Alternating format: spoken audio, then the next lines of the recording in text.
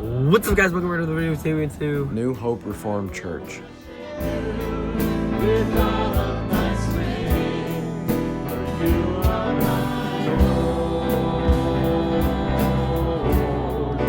This is an RCA church, Reformed Church of America, which is like the mainline Reformed denomination. Out of all the 7 main Protestant groups, they all have their historic denomination, and this is their historic one. But even though it's historic, it's like very not churchy. It's very not traditional.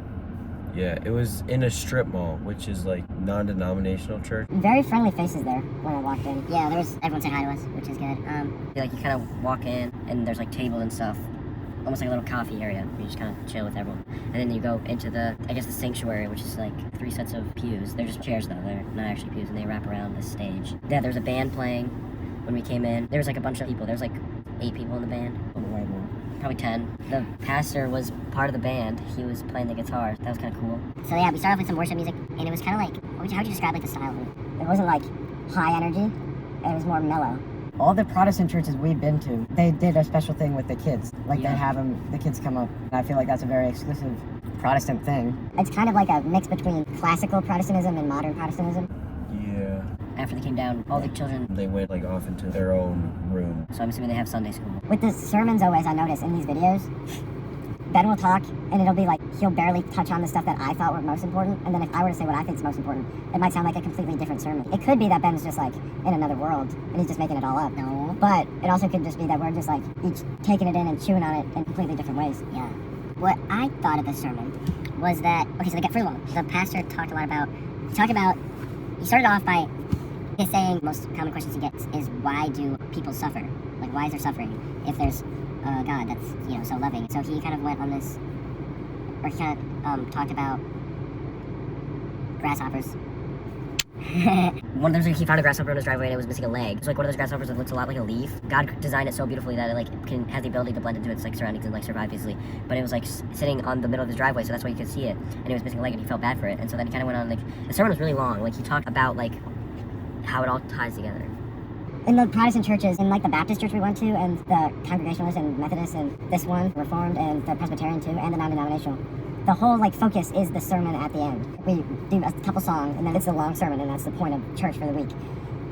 What I liked a lot about the sermon, and I noticed this too with the non-denominational church, during the sermon, they used a lot of different Bible verses and pulled it out to make points in a talk, rather than a homily, which would draw from one gospel reading and that's it. What I kind of got from it, really it organized everything in my brain kind of. If you take the time to really understand how good and evil function in the world, it's a lot of times constructive for faith. One of the main points was that good and evil cannot coexist, like light and darkness, because evil is just the absence of good. Bro, so many of the things he was saying are things I've been reflecting on recently. I've been reflecting on that light and darkness thing. Goodness is God's light, and evil is just darkness, which is the absence of light. So it's not like there's a thing that exists that is evil. It's just what isn't God. It's not like yin and yang. That's what he said. He called it baloney. Here's what I've been noticing with these videos, and I'm not a big fan of what I've been doing. I'm getting so intricate mechanics with it that I'm it's not even showing that I'm having a good time. It feels like I'm not actually enjoying it because I'm saying, well, technically the Pilgrims in 1772. I've enjoyed every single church I've been to, even when I was like, what is going on with them? Because I'm still able to worship the same God in every building that I'm going to.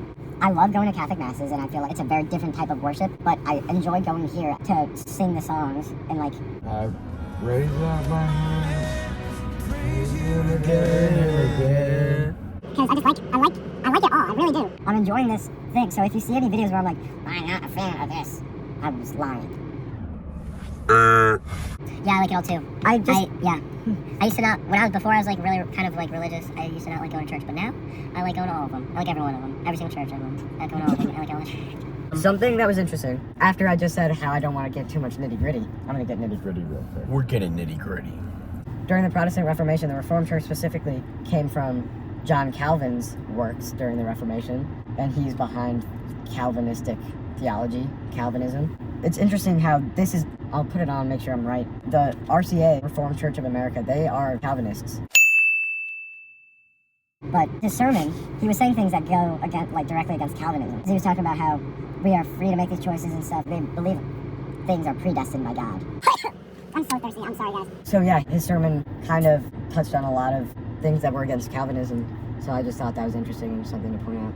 This church has like their own special logo, which like that's not uncommon for churches. Like I feel like most churches have a logo, but in the main worship room, they had like a cross hanging, but it was designed after the logo. And at first I was like, that's kind of weird, because like they were just like customizing the cross, and so I was judging it at first because I'm a very judgmental person. And then I realized I remembered the Roman cross, and then I remembered the Coptic cross, the main cross, and those like all probably don't look like what the actual cross looked like. It probably looked more like this. And then I realized all these crosses are kind of customized. So like, why do I have a problem of this? Like, yeah, we're all just so quick to judge.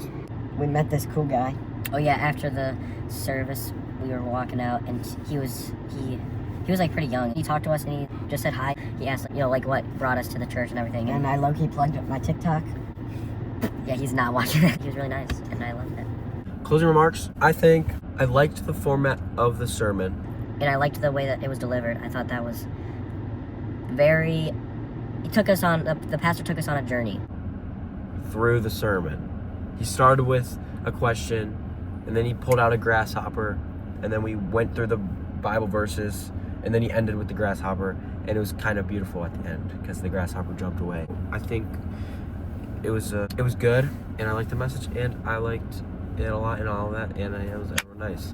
My final thoughts are, I low-key just gotta stop being judgmental. It's kind of not that amazing how we don't talk about Jesus that much. And so I can't even say necessarily this church opened my eyes to it, but like, I just gotta be more joyful. I'm joyful in the moment, but I gotta share it with the same joy that I experienced it with. Yeah. And so that's my biggest takeaway from this church. So next week, we're gonna go to Pentecostal Church of Christ in Cleveland. We'll see ya.